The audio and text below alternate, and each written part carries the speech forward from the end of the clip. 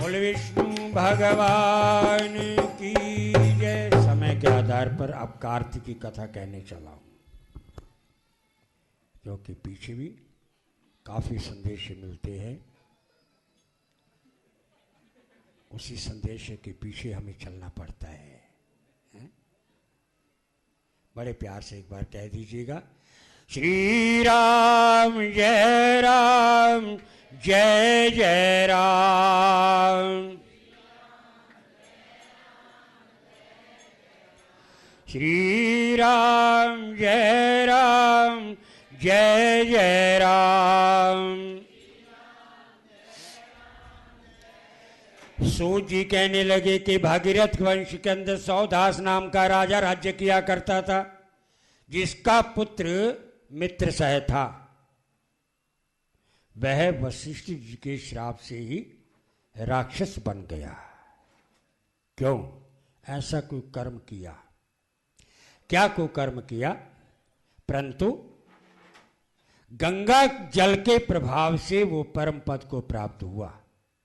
तब ऋषि पूछने लगे कि महाराज ये सब कैसे हो गया है? राक्षस भी बन गया, परम पद को भी प्राप्त हो गया, केवल तुलसी, केवल गंगा जल के प्रभाव से? कहने लगे हाँ। तो उसी समय सूत जी कहने लगे, ऐ ऋषि सुनो, ये बात याद आ रही है। कहने लगे कि धर्माज्ञ सौदास राजा शिकार खेलने के लिए बयाबान जंगल के अंदर गया। राजा ने वन में अनेक मृगों को मारा। फिर राजा भूख से दुखी होकर के इधर उधर घुमा करता था।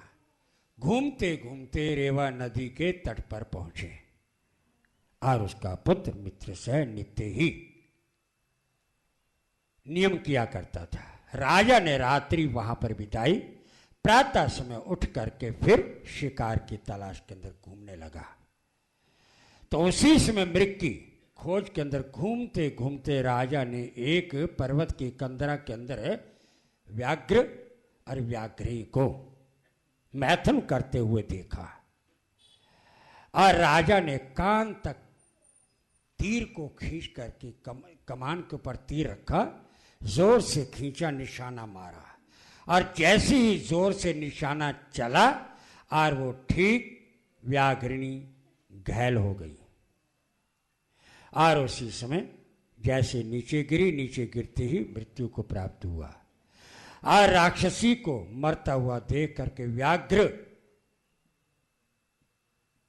उसी समय क्रोध में आया और कहने लगे कि राजन, तुमने बिना कारण मेरी पत्नी को मार दिया है।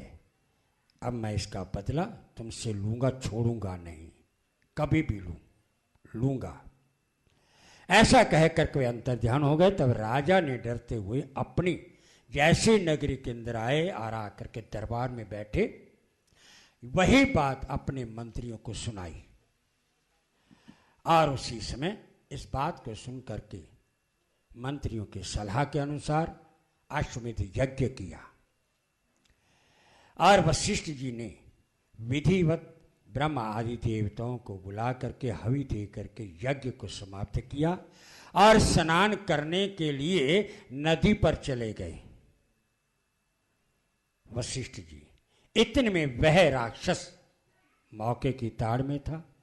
वही राक्षस जिसने कहा था कि मैं बदला लूंगा, वही राक्षस राजा के मैथुन करते हुए को जैसा उसने मारा था मैं व्याघ्रिणी को, और वो क्रोध में अपना बदला लेने के लिए वहां पर गुरु वशिष्ठ जी को स्नान करते हुए जाते हुए देख करके वही राक्षस गुरु का भेष बदल कर उसके पास पहुंच गया और कहने लगे, राजन आज भूख लगी है, भोजन चाहिए, भोजन चाहिए। और सुनो, आज इच्छा करते हैं। गुरु वशिष्ठ का रूप धारण किया हुआ है गुरु जी का। और गुरु जी कहने लगे, इच्छा है क्या? मांस का भोजन चाहिए। राजा सुनकर के हैरान कि गुरुदेव आज क्या हो गया है? बस मुझे मांस का भोजन चाहिए। इतना कहते ठीक ऐसा ही हो गया, आज्ञा का पालन होगा। इतना सुनते उसी समय वही राक्षस जिसने गुरु का रूप धारण किया हुआ था वह रसोईया का रूप धारण कर लिया। रसोई के अंदर पहुंच गए। वहां जाकर के देखा रसोईया खड़ा है। राजा ने जाके कहा कि हमारे गुरु जी के लिए आज भोजन बनाना है, वो भी मांस का। और इस बात को सुन करके जय बड़े प्यार से कह दीजिए, श्री राम जय राम जय जय राम। भोजन तैयार हुआ, थाल के अंदर सजा दिया गया, ऊपर लाल रुमाल रखा गया। जैसे रुमाल रखा, सामने क्या देखा, गुरुदेव आ रहे हैं। स्नान करके गुरुदेव आ रहे हैं। और उसी समय राजन उनका अवभगत किया, स्वागत किया, बिठाया। जैसे बिठाए वही थाल उनके आगे रखा और जैसे ही कपड़े को उठाया, गुरु वशिष्ठ क्रोध में आ रहे, दुष्ट राजन ये क्या है?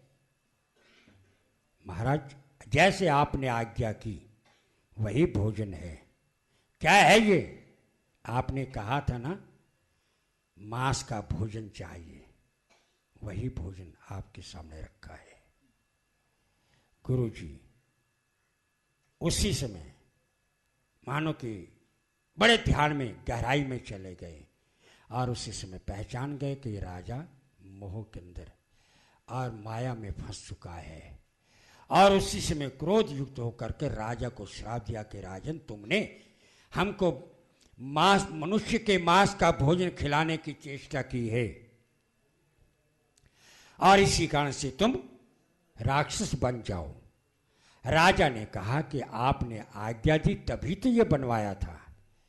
तब वशिष्ठ जी ने फिर ज्ञान दृष्टि के द्वारा राक्षस के चले जाने के वृत्तांत को जैसे ही मालूम किया तो राजा क्रोध में आकर के गुरु वशिष्ठ जी से कहने लगे कि आपने मुझको बिना कारण ही श्राप दिया है। तो उसी समय राजा ने क्रोधित होकर के श्राप देने के लिए हाथ में जल लिया। राजन गुरुदेव, जैसे आपने मुझे बिना कारण श्राप दिया है, जबकि आपने कहा था मांस का भोजन चाहिए, वही तैयार हुआ और उसके पश्चात फिर भी आप मुझे श्राप दे रहे हैं। अगर आप मुझे इसी कारण से श्राप दे रहे हैं तो मैं भी आपको श्राप देता हूं।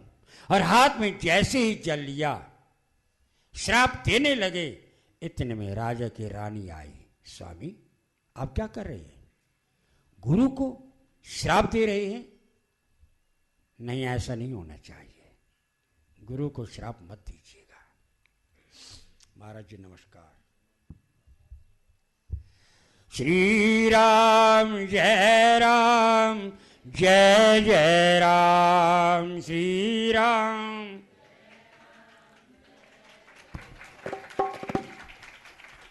माल्यार्पण द्वारा स्वामी जी का स्वागत। बोलो स्वामी जी महाराज की जय। जय घोष कीजिए जोर से।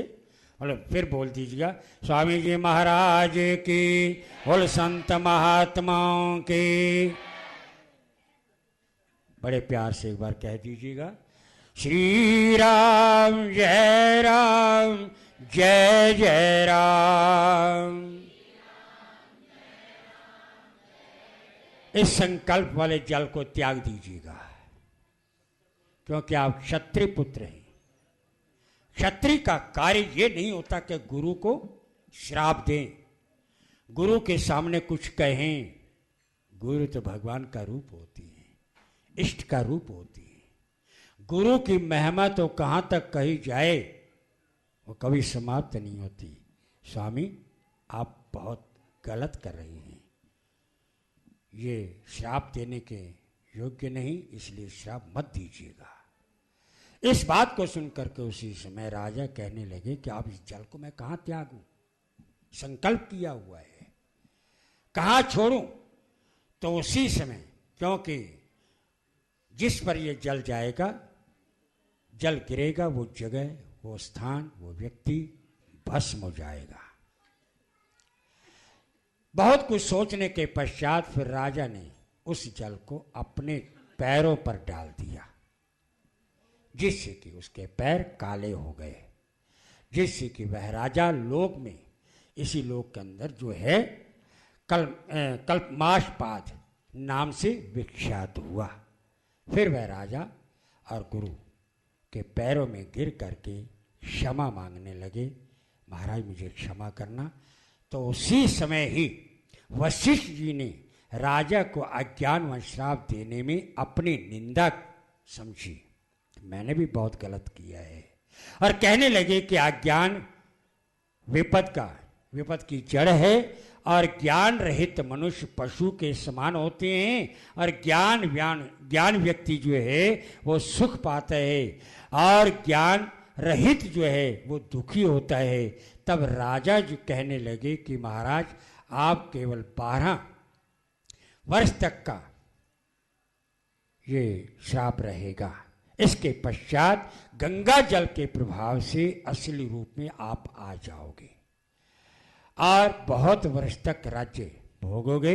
गंगा जल के प्रभाव से ज्ञान प्राप्त करके विष्णु लोक की सेवा करते हुए परम शांति को प्राप्त होंगे। इसी प्रकार से ऐसा कह करके वशिष्ठ जी ऐसा कह के अपने आश्रम को चले गए, और राजा राक्षसी देह को प्राप्त करके राजा भूख के कारण प्यास से दुखी होकर के काली रात्रि के समान भयंकर जंगल के अंदर घूमने लगा। कहीं से उसको भोजन मिल जाए, कहीं से खाने को मिल जाए, इसी प्रकार से ये राजा घूम रहे हैं, राक्षस रूप में घूम रहे हैं। आगे क्या होता है क्या नहीं होता ये मैं कल के प्रसंग में कहूँगा। इति श्री श्रीकंठ परिवा खंडे ये अध्याय विश्राम। बोल विष्णु भगवान की, बोलो कार्तिक भगवान की जय। आदेश का पालन करते हुए इस कथा को यहाँ पर विश्राम किया है। अब मैं स्वामी जी के चरणों में प्रार्थना करूँगा कि वह अपने मुखान द्वारा जो है अमृत वर्षा करेंगे। स्वामी जी महाराज।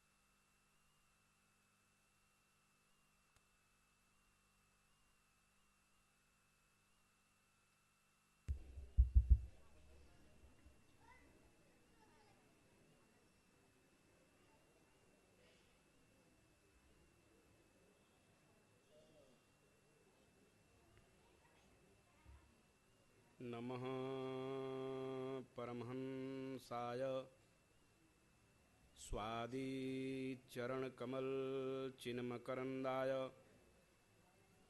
भक्तजनमानसनिवासाय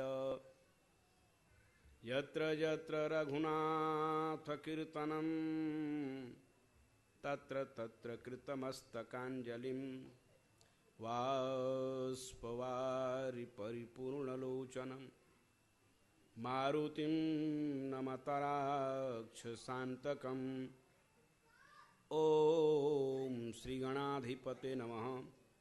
ॐ श्रीरामचन्द्राय नमः। ॐ श्रीरामभद्राय नमः। ॐ श्रीसीतयापते नमः। आपदामपहर्तारं दातारं सर्वसम्पदां लोकाभिरामं श्रीरामं भूयो भूयो नमाम्यहम्। कूदनाहं चाहते हैं प्रभु चरित सिंधु अपार में, कर पार बेड़ा सार दे बन के तरणी मझधार में। श्री गुरु चरण सरोज रज निज मन मुकुर सुधार, बरणौ रघुबर बिमल जस जो दायक फल चार। बुद्धिहीन तनु जानिकै सुमिरो पवन कुमार, बल बुद्धि विद्या देहु मुहि हरहु कलेश विकार। सियापति रामचंद्र महाराज की जय, उमापति महादेव जी की जय, पवन पुत्र श्री हनुमान जी महाराज की जय। बोलो भाई सब संत समाज की जय। योऽन्तः प्रविश्य मम वाचमिमां प्रसुप्तां, संजीवयत्यखिल शक्तिधर स्वधाम्ना। अन्यासहस्तचरण श्रवणत्वगादीन् प्राणान्नमो भगवते पुरुषाय तुभ्यम्। गंगातरंगरमणीयजटाकलापं गौरी निरन्तरविभूषितवामभागम्। नारायणः प्रियमनङ्गमदापुहारं, वाराणसीं पुरपतिं भज विश्वनाथम्। अखण्डमण्डलाकारं व्याप्तं येन चराचरं, तत्पदं दर्शितं येन तस्मै श्रीगुरुवे नमः। ओम श्री गुरुदेव चरण कमलेभ्यो नमः। मनोजवं मारुततुल्यवेगं, जितेन्द्रियं बुद्धिमतां वरिष्ठं। वातात्मजं वानरयूथमुख्यं, श्रीरामदूतं शरणं प्रपद्ये। श्रीरामदूतं शरणं प्रपद्ये। कर्पूरगौरं करुणावतारं, संसारसारं भुजगेन्द्रहारं। सदा वसन्तं हृदयारविन्दे, भवं भवानी सहितं नमामि। भवं भवानी सहितं नमामि। बोलो श्री सच्चिदानंद भगवान की, मर्यादा पुरुषोत्तम भगवान श्री राम की, श्री लक्ष्मी नारायण भगवान की, महर्षि व्यास जी महाराज की, व्यास गद्दी की, सनातन धर्म की, सरस्वती माता की, डॉक्टर देवेंद्र कुमार बत्रा की। हारा हारा महादेव। श्री राम जय राम, जय जय राम।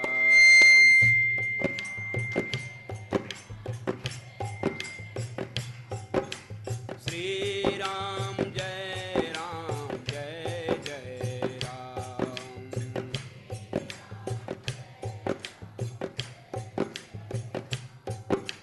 जय सिया राम, जय जय सिया राम।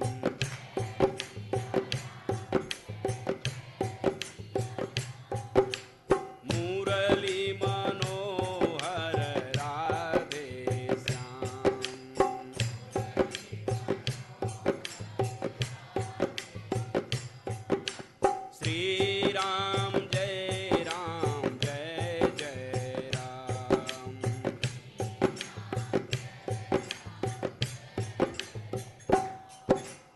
मंगल भवनय मंगल हारी,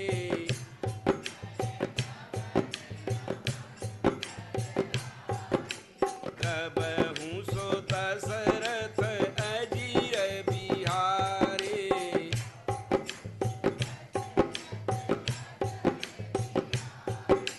श्री राम जय जय राम। श्री राम सिया राम मैं सब जग जानी,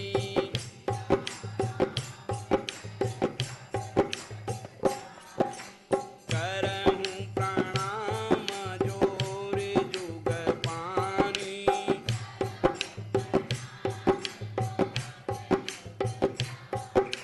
श्री राम जय जय राम।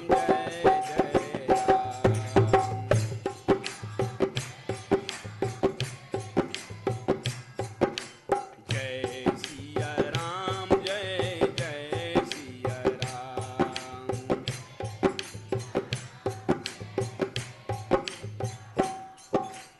अब प्रभु कृपा करहु एहि भांति,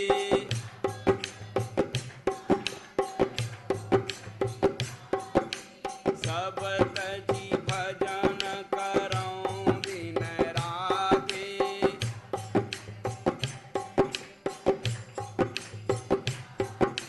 श्री राम जय जय राम।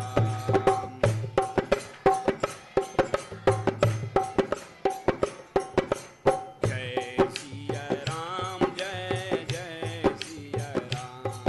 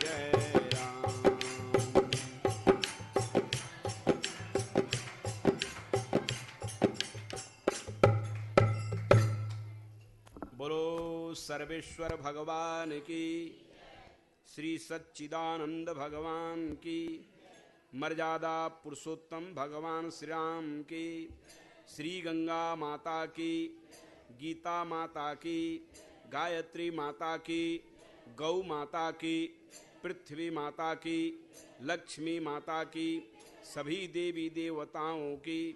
हर हर महादेव।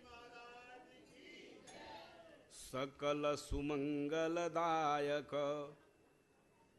रघुनायक गुणगान, सादर सुनहि ते तरहि भव, सिंधु बिना जल जान। सियापति रामचंद्र महाराज की जय। परम श्रद्धेय उपस्थित मूर्धन्य महानुभाव,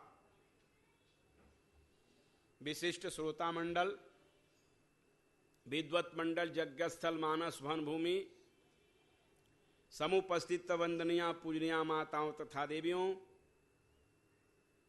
उत्तम औषधालय के प्रांगण में विराजमान होकर कार्तिक मास के पावन शुभ अवसर पर डॉक्टर देवेंद्र नारायण बक्ता के हैं, मैंने तो भाई नाम बदल दिया है, पत्र में लिखा है स्वामी देवेंद्रानंद गिरी जी। काकू भाई पढ़े होंगे तो पता होगा। बोलो सच्चिदानंद भगवान की, जिनकी छतर छाया में बैठकर, जिनकी अध्यक्षता में बैठकर, जिनकी देख रेख में बैठकर हम लोग भगवान की पावन कथा को श्रवण कर रहे हैं। अभी आपके सामने हमारे पंडित जी बड़ी सुंदर तरीके से गुरु तत्व का वर्णन कर रहे थे। गुरु का संसार में बड़ा भारी महत्व है। भगवान भी गुरु के आदेश का पालन किए हैं। हम लोगों को भी गुरु के आदेश का पालन करना चाहिए। आदेश पालन में यह नहीं देखना पड़ेगा, यह नहीं सोचना पड़ेगा कि क्या होगा। अगर आप इस तरह की भावना सोच लेते हैं क्या होगा, तो फिर आप आदेश का पालन नहीं कर रहे हैं। इसलिए हमारे रामचरितमानस में गोस्वामी तुलसीदास जी हनुमान जी महाराज के विषय में चर्चा किया। आज मंगलवार है। मंगल भवन अमंगल हारे, उमा सहित जेहि जप त्रिपुरारी। मंगल भगवान शंकराचार्य, भगवान शंकर जी, इन्होंने मंगल भवन का बड़ा सुंदर गुणानुवाद किया है। मंगल भवन अमंगलहारी, मंगल को प्रदान करने वाले और अमंगल को दूर करने वाले। क्या सुंदर बात है। यह शरीर जो है एक प्रकार का हम लोगों का मकान है। ज्यादा समय न लेते समाज पक्ष में, थोड़े में।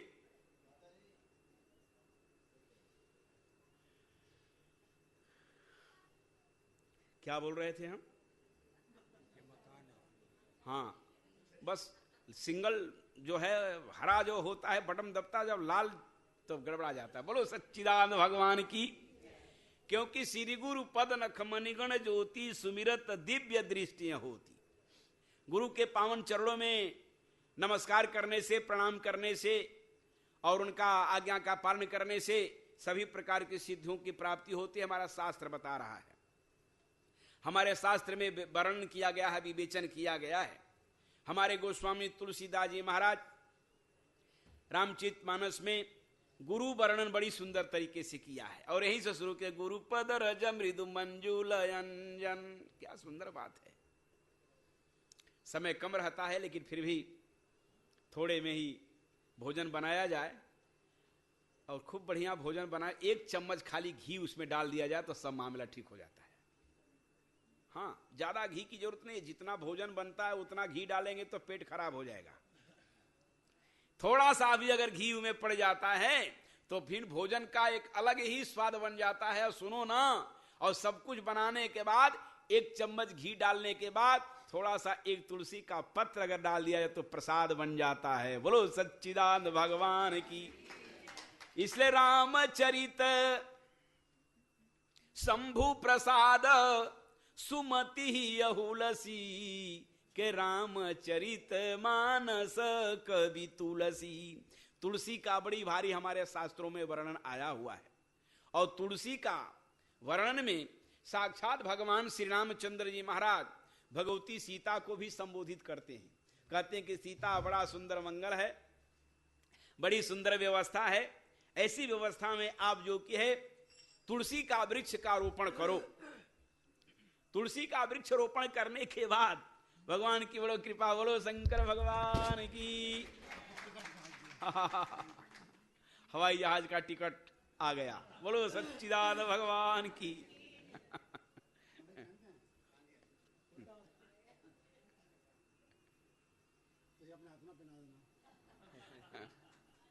आपका आशीर्वाद ही काफी है, बोलो सच्चिदानंद भगवान की। भगवान शंकर जी महाराज महारानी भगवती जगदम्बा को समास पर थोड़े में समझाते हैं। कह रहे हैं कि देवी देखो, भगवान के सच्चे जो भक्त होते हैं, दिलदार होते हैं, जिसका दिल भगवान में मिला होता है, भगवान उसके हृदय में प्रवेश कर जाते हैं। और हृदय में प्रवेश जब करते हैं भगवान, तो फिर सारा संसार उसके हृदय में प्रवेश करने लगता है, और वो जिधर चल देता है उसके पीछे पीछे सारी दुनिया चल पड़ती है। बोलो हम लोग चलते हैं कि नहीं? नहीं चलते हैं। हम बिहार से चल कर आते हैं, हाँ, सब काम छोड़कर, सब आश्रम की व्यवस्था छोड़कर। क्यों भाई?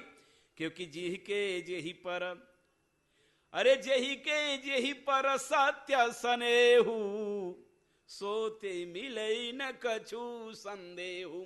जिसके प्रति आत्मीयता हो जाती है, जिसके प्रति हृदय प्रेरित हो जाता है, जिसके प्रति मन लग जाता है, जिसके हृदय में मन प्रवेश कर जाता है, वो व्यक्ति संसार में कहीं भी रहेगा उसको पकड़ लिया जाएगा। बोलो सच्चिदानंद भगवान की। तो गोस्वामी तुलसीदास जी हनुमान जी महाराज के विषय में बताए कि देखो, गुरु आज्ञा का पालन करने के लिए हमारे हनुमंत लाल जी महाराज ने अपने जीवन काल में क्या किया है। हनुमान जी महाराज स्वप्न में भी, सपने हूं आन भरोस न देवक, स्वप्न में हनुमान जी किसी दूसरे देवता का स्मरण नहीं किया है। किसका स्मरण किया है? केवल भगवान राम का। राम को छोड़कर कभी और किसी देवता का भरोसा नहीं रखा है, केवल राम का भरोसा रखा है। और हनुमान जी महाराज हैं कौन? हनुमान जी है रुद्रदेह तजिने बस शंकर भय हनुमान। स्वयं शंकर जी हनुमान के रूप में अवतार लेते हैं। अब देखिए, शंकर जी में और राम जी में कितना प्रेम है। राम के बिना शंकर जी नहीं रह सकते हैं, और शंकर जी के बिना राम भी नहीं रह सकते हैं। जब दोनों में इतना अनुनाश्रय संबंध है, तो भगवान श्री रामचंद्र जी महाराज जब मनुष्य के रूप को धारण करके आज सम्राट चक्रवर्ती राजा दशरथ के घर में जब इन्होंने अवतार लिया, जन्म लिया, जैसे भी हो, तीन प्रकार की कथा एक है। एक अवतार की कथा है, एक जन्म की कथा है, और एक व्यवहार की कथा है। तो अवतार की कथा में राम जी आते हैं, और जन्म की कथा में पुत्र आते हैं, और व्यवहार की कथा में संत आते हैं। संत व्यवहार कुशल होते हैं, और संत व्यवहार कुशल हो जाते हैं तो सारी दुनिया उसके पीछे पीछे चारों तरफ परिक्रमा करती रहती है। आज हमारे डॉक्टर देवेंद्र कुमार बत्रा जी व्यवहार कुशल पुरुष हैं, व्यवहार कुशल पुरुष हैं। व्यवहारिकता में, आध्यात्मिकता में और ज्ञान में हर प्रकार से परिपूर्ण है। और जो हर प्रकार से परिपूर्ण होता है तो फिर सारी दुनिया उसके पीछे तो अवश्य ही दौड़ेगी। बोलो सच्चिदानंद भगवान की। प्रभु की बड़ी कृपा दया है। अरे कहते कि प्रति उपकार करो का तोरा, सनमुख होई न सकत मन मोरा।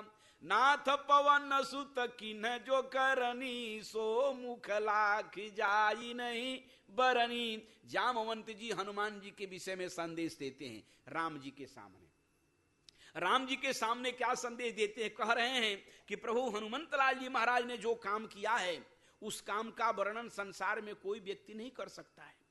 प्रशंसा कितना करेगा? क्योंकि प्रति उपकार करो का तोरा, असन्मुख होई न सकत मन मोरा। राम जी महाराज के सामने जब हनुमान जी महाराज उपस्थित हुए और जब हनुमान जी महाराज की प्रशंसा जामवंत जी ने किया तो जामवंत जी के मुखारबिंद से हनुमान जी की प्रशंसा श्रवण करने के बाद भगवान श्री राम की आंखों में पानी आने लगा, जल भर गया, जल भर गया। भगवान श्री रामचंद्र ने हनुमान जी के तरफ देखे और देखने के बाद जब हनुमान जी की दृष्टि और राम जी की दृष्टि मिली तो राम जी हनुमान जी को देखकर रोने लगे, रोने लगे। तो पूछा गया कि प्रभु क्यों रो रहे हैं? हनुमान जी ने पूछा, प्रभु आप क्यों रो रहे हैं? क्या मुझको देखने के बाद आपको कुछ गलती महसूस हो रहा है? तो कहे नहीं हनुमान, मैं गलती देखकर नहीं रो रहा हूं, रोने का एक कारण है। हनुमान जी ने कहा, प्रभु क्या कारण है? कह के प्रति उपकार करो का तोरा, सन्मुख होई न सकत मन मोरा। तुम्हारे सामने हमारा मुख सन्मुख होने के बाद शर्म लगता है, शर्म के मारे में रो रहा हूं।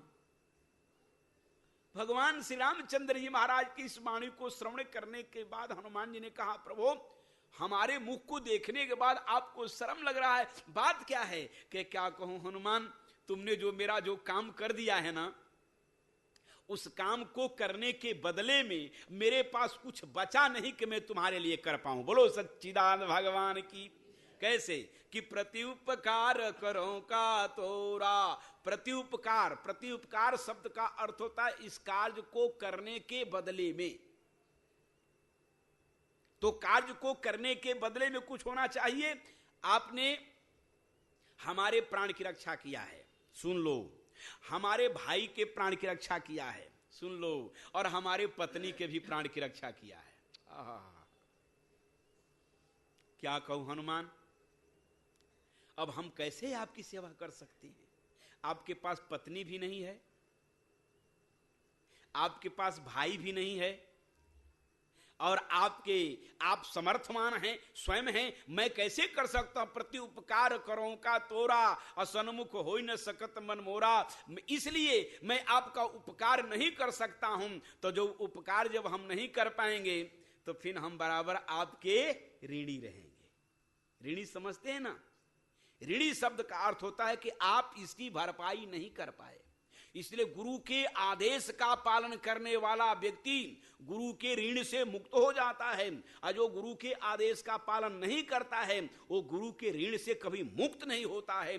इसलिए हे हनुमान, तुमने जो मेरा काम किया है उस काम के बदले में अब हम कुछ कर नहीं पाते हैं। और जब फिर भी एक बात है, चलो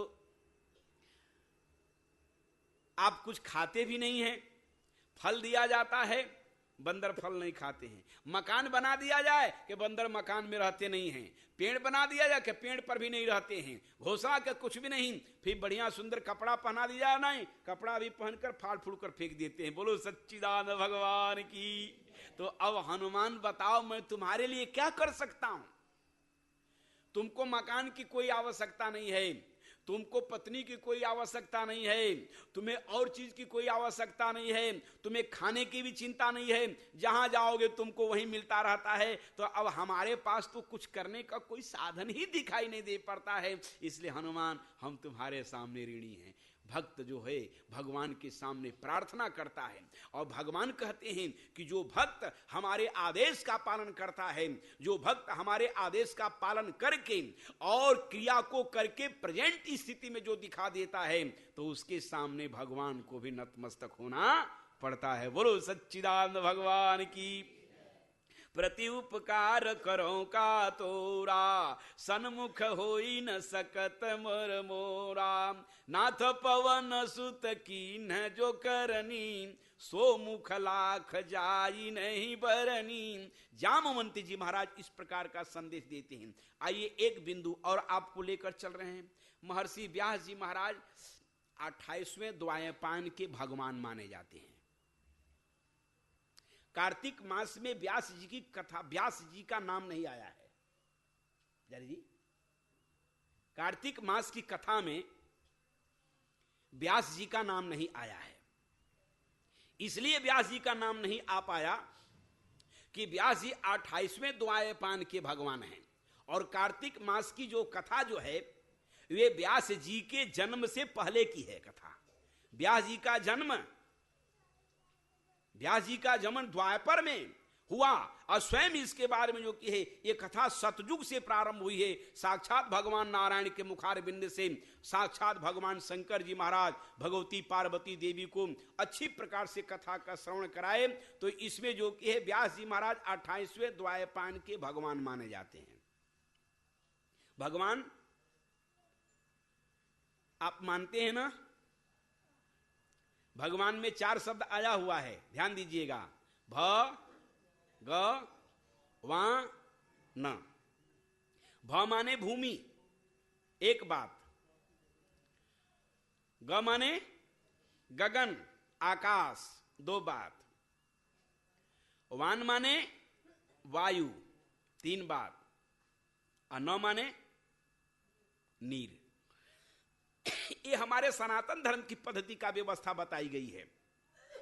इनमें जो रहता है उसको भगवान मानते हैं। इनमें जो रहता है, जो गगन में रहता है भगवान है, जो पानी में रहता है भगवान है, जो अग्नि में रहता है भगवान है, जो भूमि पर घूमता है वो भगवान है, और जो सूक्ष्म रूप से प्रणीत होता है वो आकाश के रूप में प्रणीत हो जाता है भगवान। तो द्वापायन भगवान व्यास जी महाराज बड़े अच्छे दिव्य महापुरुष। कैसे इनकी जन्म हुआ थोड़ा सा मैं आपको 2 मिनट के लिए बता देता हूं। इसके बाद अभी हमारे शास्त्री जी हैं, नरेंद्र जी हैं। प्रसाद तो सबका लेना है ना, एक ही व्यक्ति खा जाएगा तो काम गड़बड़ हो जाएगा, वैधहजमी हो जाएगी। लेकिन कोई बात नहीं, औषधालय है, अगर पेट गड़बड़ होगा तो दवाई लिया जाएगा। बोलो शंकर भगवान की। लेकिन ऐसी बात है कि अगर आप दवा का मिस यूज करेंगे, दवा का मिस यूज करेंगे तो फिर दवा भी काम नहीं आ पाएगा। इसलिए किसी चीज का मिस यूज नहीं करना चाहिए। बोलो सच्चिदानंद भगवान की। महारानी सत्यवती जो थी नदी के किनारे पर जमुना के तट पर नाव के ऊपर बैठी हुई थी। प्रभु की बड़ी कृपा दया हो गई। समय अनुसार महारानी सत्यवती के गर्भ से स्वयं व्यास जी महाराज भगवान की उत्पत्ति हो गई। व्यास जी महाराज जब महारानी सत्यवती के गर्भ से जब पैदा होते हैं तो हमारा शास्त्र बताता है, कानून व्यवस्था बता रहा है कि जब भी मां के गर्भ से जब पुत्र उत्पन्न होता है तो रोता है, और पृथ्वी पर जब रहता है तो उठता नहीं है। साल भर के बाद 6 महीना के बाद उठने का काम उसका होता है। और व्यास जी महाराज तुरंत मां के गर्भ से प्रकट होते हैं, पृथ्वी पर आए, और पृथ्वी पर आने के बाद तुरंत उठकर खड़े हो गए। और उठकर खड़े होने के बाद महारानी सत्यवती देवी जगदम्बा को प्रणाम करते कहते, देवी त्वं भक्त सुलभे सर्व कार्य विधायनी कलौ ही कार्य सिद्धि अर्थम उपायम ब्रूहि यत्नतः। मां भगवती, मैं आपके पावन चरणों में प्रणाम कर रहा हूं। मैं आपका पुत्र व्यास। व्यास शब्द का अर्थ होता है जिसकी कोई सीमा न हो, समस्त सीमाओं को जो पार कर जाता है और पूरे उसके फील्ड में जो रहता है उसी को व्यास कहते हैं। व्यास भगवान की बड़ी कृपा दया हो गई। व्यास जी भगवान जी माता सत्यवती को प्रणाम करते हैं, और प्रणाम करने के बाद नमस्कार करते हैं, साष्टांग दंडवत चरणों में पड़ते हैं। महारानी सत्यवती उनको गोद में उठा लिया। महारानी सत्यवती ने कही कि बेटा व्यास, मेरे द्वारा तुम्हारी उत्पत्ति तो हो गई, लेकिन समाज की दृष्टिकोण में तो मैं दोषी मानी जाऊंगी। व्यास जी बोले कि मां देखिए, ध्यान देना होगा आपको। दोष उस व्यक्ति को लगता है, दोष उस व्यक्ति को लगता है जो गुण के विषय में जानता हो। दोष उसको कभी नहीं लग सकता है जो कभी गुण के विषय में जानकारी नहीं है। भूत डर उसी को लगता है जहां पर उसको चिंता बनी कि यहां पर भूत रहता है। जहां पर भूत नहीं रहता है वहां आपको डर लगने की कोई जरूरत नहीं है। तो जब दोष तब आदमी को लगता है जब उसके अंदर गुण होगा। गुण के साथ साथ दोष का समन्वय है। महारानी भगवती जगदम्बा के तब देखो, मैं व्यास हूं, मैं सारे दोष से मुक्त करने वाला हूं। मेरा नाम द्वैपायन है। द्वैपायन शब्द का अर्थ है 2 पैर जिसके होते हैं। दो पैर वाले द्वैपायन भगवान व्यास जो हैं महारानी सत्यवती को प्रणाम करते हैं नमस्कार करके और तुरंत प्रस्थान करते हैं। कहते कि माँ तुम्हारी सतीत्व जो है बराबर वर्तमान रहेगा और व्यास के माध्यम से तुम्हारी पूजा होगी, दुनिया के सारे संसार के मानस पटल में तुमको पवित्रता को घोषित कर दिया जाएगा। भगवान की बड़ी कृपा दया हो गई। उस कृपा काल के अंतर्गत प्रिय देव सज्जनों, व्यास जी महाराज जंगल को जाने लगे। जंगल को जो ही जा रहे हैं तब तक तुरंत ही क्या देखते हैं, अरे माता सत्यवती के गर्भ से व्यास जी उत्पन्न हुए। ये तो बड़ी आश्चर्य की बात लग रहा है। जब ही आंख बंद करते हैं और आंख की झपकी लगती है तब तक महारानी सत्यवती जी अंतर ध्यान हो गई। पुराण की मैं कथा बता रहा हूं, ये विष्णु पुराण की कथा है। महारानी सत्यवती अंतर ध्यान हो गई। व्यास जी ने कहा कहां गई मां? ये वही इतना कहते तब तक साक्षात भगवती का स्वरूप हाथों में शंख चक्र गदा पद्म धारण किए हुए, धनुष बाण लिए हुए, समस्त विश्व ब्रह्मांड को प्रकाश करने वाली अष्टभुजा भगवती व्यास जी के सामने खड़ी हो गई। व्यास जी ने कहा मेरी मां कहां गई? वो मां जिसके द्वारा मैं प्रकट हुआ हूं। वो हंसने लगी, कहे वही मां जिस सत्यवती के गर्भ से आप उत्पन्न हुए हैं, वो सत्यवती कुछ और नहीं है, वो सत्यवती मैं ही हूं। मेरा नाम सत्यवती है। मैं ही 3 रूप में विभाजित होती हूं। क्रिया करने के लिए स्त्री के रूप में हो जाती हूं, भोजन करने के लिए अन्नपूर्णा के रूप में हो जाती हूं, और किसी को धन प्रदान करने के लिए, धन देने के लिए मैं लक्ष्मी के रूप में हो जाती हूं। और जहां मैं लक्ष्मी के रूप में निवास करती हूं, धन धारण करती हूं, और जहां मैं अन्नपूर्णा के रूप में निवास करती हूं वहां अन्न धारण करती हूं, और जहां मैं क्रिया के रूप में काम करने की स्थिति में जो स्थित होती हूं तो वहां मेरी क्रिया काली के रूप में हो जाती है। देखो मैं ही तुम्हारी मां सत्यवती हूं। और सत्यवती के 3 रूप का वर्णन करते हैं। और करने के बाद जो कि है व्यास जी महाराज आश्चर्यचकित हो गए। कहे कि अच्छा, तो कहे देखो व्यास तुम्हारी उत्पत्ति जो है वो तुम पृथ्वी से उत्पन्न हुए हो। ये केवल व्यवहार कला में देखने में आता है कि माता सत्यवती के गर्भ से तुम्हारी उत्पत्ति हुई है। विशेषज्ञ पुरुष, बुद्धिमान पुरुष, सत्य प्रतिज्ञ जो पुरुष है इसको कभी नहीं मान सकते हैं, क्योंकि तुम्हारी उत्पत्ति पृथ्वी से हुई है। पृथ्वी से उत्पन्न होने वाला व्यक्ति अजन्मा होता है, ध्यान देना होगा। पृथ्वी से उत्पन्न होने वाला व्यक्ति अजन्मा होता है। पृथ्वी से उत्पन्न होने वाली लड़की अजन्मा होती है, उसका कोई माता पिता नहीं होता है। वो सारे संसार की माता बन जाती है और सारे संसार की पिता भी बन जाती है। इसीलिए भगवती सीता को अजन्मा रूप में सीता कहा गया है। ये पृथ्वी से इनकी उत्पत्ति हुई है। भगवान श्री राम की उत्पत्ति किससे हुई है? यज्ञ भगवान से हुई है। यज्ञ करने से भगवान की प्राप्ति होती है।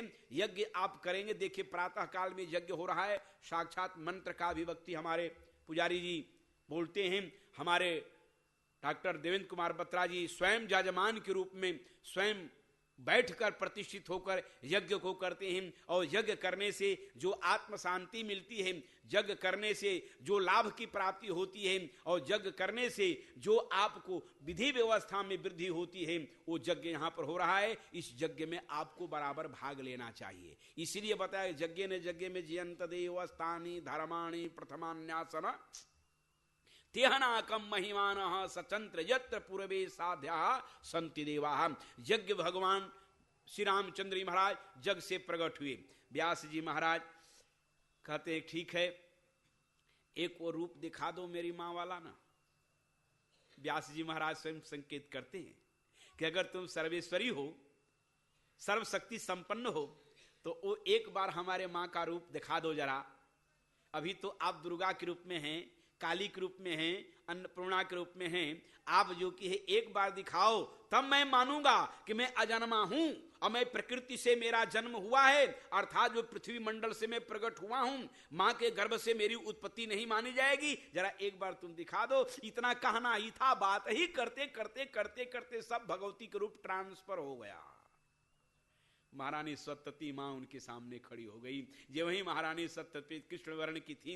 सत्यवती को देखे व्यास हमारा माता के पांव नमस्कार करते हैं और नमस्कार करके कहे कि मां अब मैं जंगल में तपस्या करने के लिए जा रहा हूं।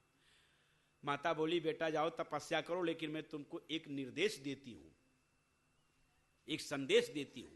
और संदेश में क्या देती हूं, जब भी तुम्हारे सामने कोई दिव्य महापुरुष आएंगे तो उस दिव्य महापुरुष का तुमको बराबर सम्मान करना पड़ेगा, तुमको बराबर अभिनंदन करना पड़ेगा।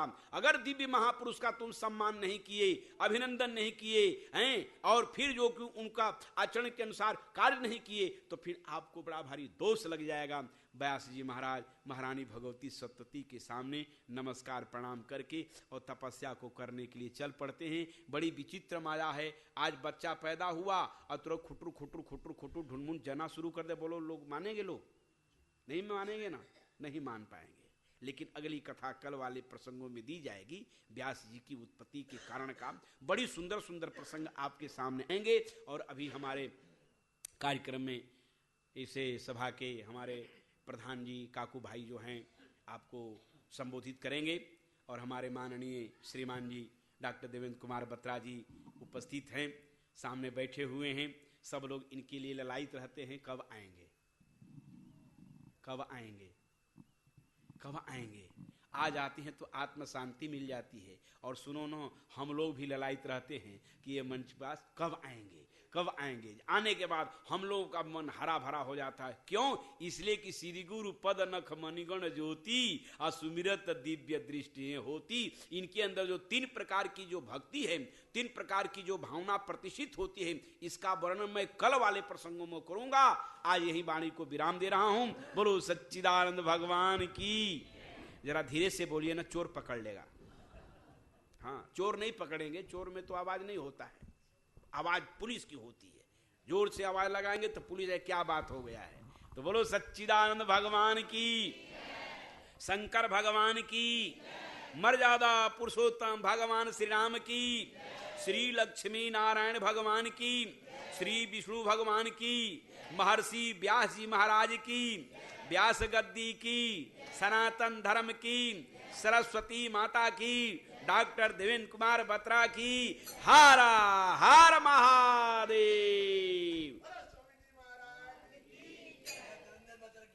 बोल विष्णु भगवान की जय। अब मैं प्रार्थना कर रहा हूँ आदरणीय सम्मान के जो पंडित जी के चरणों में, वे अपने मुखारविंद द्वारा जो है भजन कीर्तन या कोई अपने मन की बात जैसे उनकी रुचि होगी वो कहेंगे। ओम प्रात्मानमेकं जगद्बीजमाद्यं निरीहं निराकारं ओंकार वेद्यं यतो जायते पाल्यते येन विश्वम्। बोल विष्णु भगवान की। परम आदरणीय साष्टांग रूप से नमस्कार स्वामी जी महाराज को। परमादरणीय पंडित जी महाराज, हृदय नमस्कार। हमारे परमादरणीय वैद्य जी महाराज जो ब्रह्म स्वरूप हैं, परमपिता परमेश्वर के कृपा पात्र हैं। सभी सज्जन जो मालिक की कृपा से यहाँ पर अपना समय दे करके बहुत बड़ा अमूल्य पुण्य प्राप्त कर रहे हैं। सज्जनों, हम भी जिस प्रकार से यहाँ पर हाजिरी लगती है, अपना अंगूठा लगाते हैं, हाजिरी लग जाती है। हम भी इस यज्ञ में हाजिरी लगाने के लिए यहाँ पर आते हैं और अपना अंगूठा लगाते हैं कि मेरी भी हाजिरी लग गई है। सज्जनों, कल हम बात कर रहे थे गुरु के बारे। गुरु का कितना गहरा हमारे साथ नाता होता है, उसकी कोई कीमत नहीं होती, अमूल्य होता है। संसार में प्रत्येक चीज 3 गुणों से भरपूर है। त्रिगुणात्मक शक्ति ही हर जगह विराजमान होती है। और गुरु महाराज, वैद्य जी महाराज हम सबको त्रिगुणात्मक शक्ति के रूप में दवाई तो देते हैं, औषधि तो देते हैं, साथ में एक प्रकार की औषधि नहीं देते, कई प्रकार की औषधि दे रहे हैं। तन की औषधि। स्वयं हवन में बैठ करके आहुति डालते हैं, बताते हैं कि कैसे आहुति डालनी चाहिए, कैसे अपने आप में किसी प्रकार का अहंकार नहीं होना चाहिए। सबके बीच में सर्वे जना समाना संति, सभी लोग बराबर हैं, सभी मेरे हैं, ये मेरे हैं, मैं इनका हूं। इस भाव से जुड़ करके हमें शिक्षा देते हैं कि किस प्रकार से यज्ञ आदि करने चाहिए। और दूसरी शक्ति मन से, मन में सभी के लिए बराबर भाव होना चाहिए। यहाँ पर कोई जात पात नहीं, कोई गरीब अमीर नहीं, सभी मेरे हैं, सभी मेरा परिवार है, ऐसे भाव की शिक्षा देते हैं। धन, तीसरी शक्ति, धन का सदुपयोग व्यसनों में नहीं, किस प्रकार से धार्मिक कार्यों में करना चाहिए, किस प्रकार से दान इत्यादि करना चाहिए, ये ज्ञान देते हैं। सज्जनों, यज्ञ एक आदमी के लिए होता है, अपने लिए यज्ञ होता है। जो अपने लिए करे, अपने साथ में औरों के लिए करे, उसको महान माना जाता है। स्वयं भी करे, स्वयं भी पीछे ना रहे और औरों को भी साथ में लगाए। यज्ञ स्वयं के लिए होता है और महायज्ञ सभी के लिए होता है। ये महायज्ञ हो रहा है। सज्जनों, ज्ञान, कर्म और भक्ति का तिरंगा संसार में विराजमान रहता है। ज्ञान कौन देता है? गुरु देता है। गुरु रास्ता बताता है। हम सबको ज्ञान मिल रहा है। अभ्यास करेंगे, थोड़ा सा ध्यान देंगे तो जरूर मिल जाएगा। एक बार महात्मा जी अपने शिष्य के साथ भिक्षा मांगने के लिए जाते थे। तो एक घर ऐसा था, कभी भिक्षा नहीं देता, उल्टा अपमान करते थे। शिष्य कहते थे, गुरुजी ये इतना अपमान करता है, बार बार इसके घर क्यों जाते हो? बोले कोई बात नहीं, आज तू ही भिक्षा लेने के लिए जा। और वो, लेकिन गुरु आदेश था, मन नहीं कर रहा था जाऊं ना जाऊं। भिक्षा लेने के लिए गया कि आज गुरु नहीं आया, अकेला चेला आया है, मैं तेरा रास्ता ही बंद कर देता हूं। एक राख की मुट्ठी उठाई और उसकी झोली में डाल दी। गुरु आज्ञा मान करके अंदर से बड़ा क्रोधित हुआ। जा करके गुरु महाराज, आज तो उसने हद ही कर दी। क्या हुआ बेटा? महाराज, आज ने उसने राख की एक मुट्ठी मेरी झोली में डाल दी। बोले ले भिक्षा। अरे इतना बड़ा कार्य हो गया, मेरे को तो कुछ भी नहीं दिया बेटा, मेरे शिष्य को इतना कुछ दे दिया। जो आदमी कभी देना नहीं सीखा वो आज देने तो सीख गया।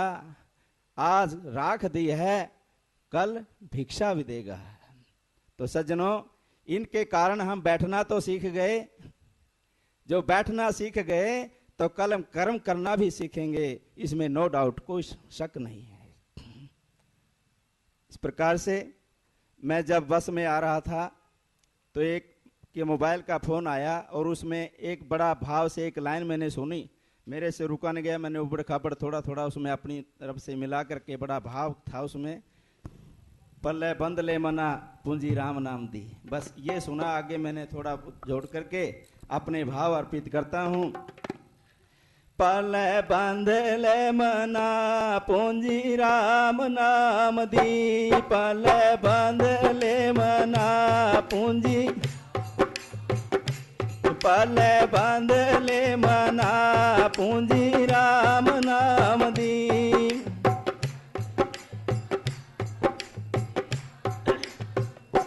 तेरे काम आएगे पूंजी राम नाम दी, तेरे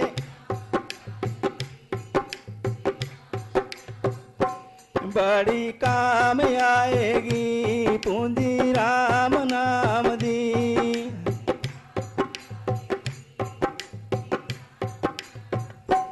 पूंजी राम नाम दी वे पूंजी राम नाम दी।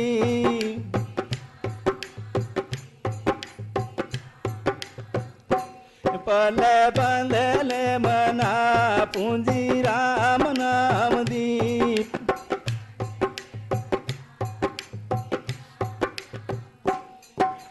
राम नाम गुण गाले बंदे, राम नाम गुण गाले बंदे कर्मोंदे हैं अच्छे मंदे बिना कर्म की पूंजी तेरे किसे काम की बिना कर्म की पूंजी तेरे किसे काम दी पल बंद ले मना पल बंद ले मना पल बंद ले मना पूंजी राम नाम दी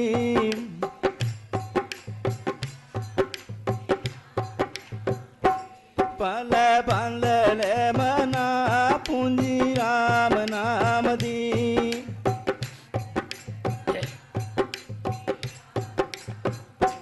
यही नाम मुख में हमारे हरे कृष्णा हरे मुरारे हरे कृष्णा हरे मुरारे बिना भजन ये जिंदड़ी है रे किसे काम दी पल बांध ले मना पल बांध ले मना पूंजी राम नाम दी पल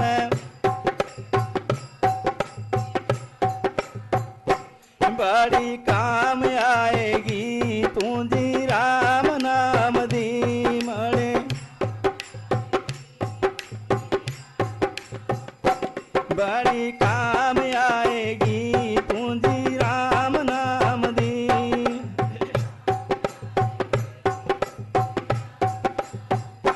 पल बांध ले मना पूंजी राम नाम दी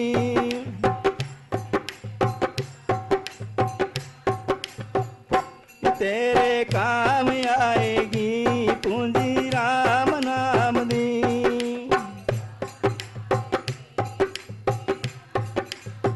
बोलवान के बिहारी लाल की आज हम अपनी भाव फूल प्रभु चरणों में अर्पण करते हैं। ओम स्वस्ति ओम स्वस्ति ओम।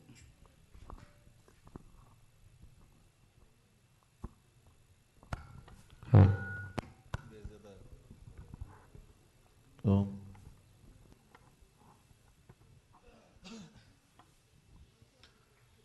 बाबा रामदास जी गिरी काली कमली वाले महाराज दी गद्दी ते विराजमान मेरे शहंशाह गरीब ब्राह्मण दी रक्षा करने वाले मेरे सतगुरु महाराज व्यास गद्दी दे विराजमान पूज्यपाद स्वामी जी महाराज वड्डे वीर पंडित चेतन दास जी पंडित जी अशोक जी भंडारा कमेटी के प्रधान काकू जी वधावन साहब हरजिंदर मोहन जी दरबार ते आए मेरे वीरों भैनों भराओ संतों भक्तों असी प्रभु रस मान रहे हैं प्रभु चरणों में रस पी रहे हैं इशनान कर रहे हैं ते दरबार ते जो आ रहा है उन्होंने कुछ ना कुछ जरूर मिलेगा।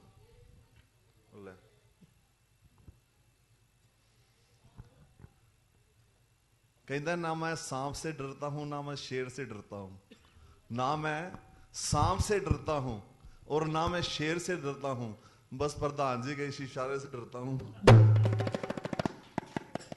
सिर्फ 5 मिनट।